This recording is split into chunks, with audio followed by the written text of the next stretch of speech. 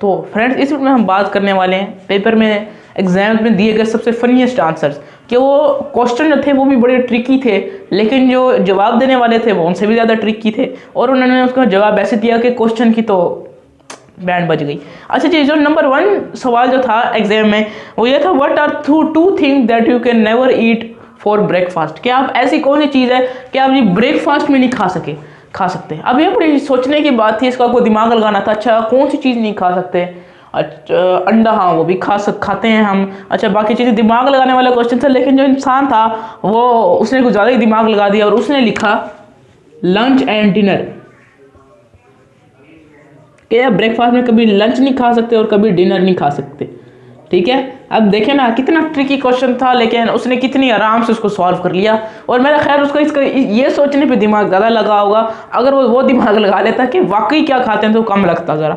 अच्छा चीज़ जो नंबर 2 है वो है, what word is spelled incorrectly in every dictionary. ऐसा कौन सा लफ्ज़ है कि जो हर डिक्शनरी में उसकी जो स्पेलिंग है वो गलत होती है और उसको स्पेल गलत किया जाता है। तो उसका जवाब था इनकरेक्टली। समझ आई या नहीं आई? इनकरेक्टली उसने पूछा कि ऐसा कौन सा वर्ड है जो कि हर डिक्शनरी में गलत बोला जाता है, गलत लिखा जाता है, उसकी स्पेलिंग गलत होती है। उससे तो यही मुराद था कि डिक्शनरी में ऐसा कोई वर्ड नहीं है, हमें देना चाहिए था आंसर कि जो गलत स्पेल किया जाता है। लेकिन उसने क्योंकि लफ्ज़ यूज़ किया विच वर्ड स्पेल्ड इनकरेक्टली, तो उसने लिख दिया इनकरेक्टली वर्ड स्पेल्ड इनकरेक्टली, क्योंकि इनकरेक्टली वर्ड ही इनकरेक्टली हो सकता है। अब कौन सा करेक्टली इनकरेक्टली हो सकता है? तो देखिए अब उसने भी क्या दिमाग लगाया और आइंस्टाइन का पुत्र था। ठीक है, अच्छा उसके बाद जो नंबर 3 है वो है व्हाट हार्ड वाटर इज। अब ये जो एक एग्जाम था जी साइंस का, और टीचर उससे पूछ रहा था, क्वेश्चन था कि hard water and soft water, कि शायद आपको पता हो और आपको पता होगा कि हार्ड वाटर जो होता है वो ऐसा वाटर होता है जिसमें जो सोप है वो उसके साथ झाग नहीं, लेदर नहीं बनाता। ठीक है, मतलब घुटलियाँ उसकी बननी शुरू हो जाती हैं। वो हार्ड वाटर होता है जिसमें केमिकल्स बहुत ज़्यादा होते हैं। और सॉफ्ट वाटर वो होता है जो कि जिसके अंदर आराम से जो सोप है उसकी झाग बने, उसकी लेदर बने, रिच लेदर बने। ठीक है, और उसमें केमिकल ना हो, प्योर हो। ठीक है, हार्ड वाटर और सॉफ्ट वाटर से मुराद यहाँ ये था। तो टीचर ने पूछा व्हाट हार्ड वाटर इज़, कि जो हार्ड वाटर है वो क्या होता है। अब उसका आंसर यही बनता था कि जिसमें केमिकल ज़्यादा होंगे जिस वाटर में वो हार्ड वाटर होगा, लेकिन उसका आंसर था आइस। हार्ड वाटर, सख्त वाटर क्या होता है, उसने समझा सख्त वाटर, तो सख्त वाटर को उसने आंसर लिख दिया आइस। ठीक है, और टीचर ने भी टिक करके उसको हाफ नंबर दिए हुए थे और लिखा हुआ था गुड ट्राई।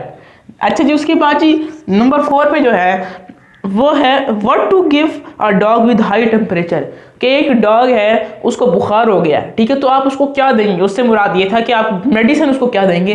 तो उसने क्या लिखा मस्टर्ड, लेकिन उसने समझा क्या hot dogs, dog with high temperature को उसने समझा हॉट डॉग्स, और हॉट डॉग एक डिश है खाने वाली।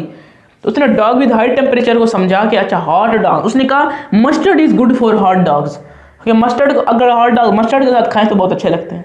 ठीक है, अब ये देखें कितना अच्छा दिमाग इस्तेमाल किया। अच्छा नंबर 5 जो है वो है बॉब हैज़ 36 कैंडीज। एक ये मैथ का एग्जाम था और उसमें क्वेश्चन था कि एक लड़का है बॉब, उसके बाद 36 कैंडीज है, 36।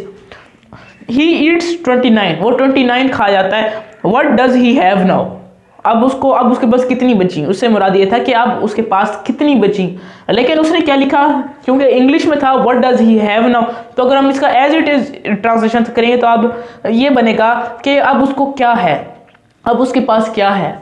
तो अब उसने लिख दिया डायबिटीज, बॉब हैज डायबिटीज। उसने कहा what does he have now, उसने कहा बॉब हैज डायबिटीज, कि बॉब को जो डायबिटीज हो गई है। और मैथ का तो दूर दूर तक नामो निशान नहीं था। तो फ्रेंड्स उम्मीद है आपको वीडियो अच्छी लगी होगी, और बताना इसमें सबसे अच्छा जो आंसर था वो कौन सा था, और सबसे अच्छा क्वेश्चन भी बताना कौन सा था। तो अगली वीडियो में मिलेंगे। अल्लाह हाफिज़।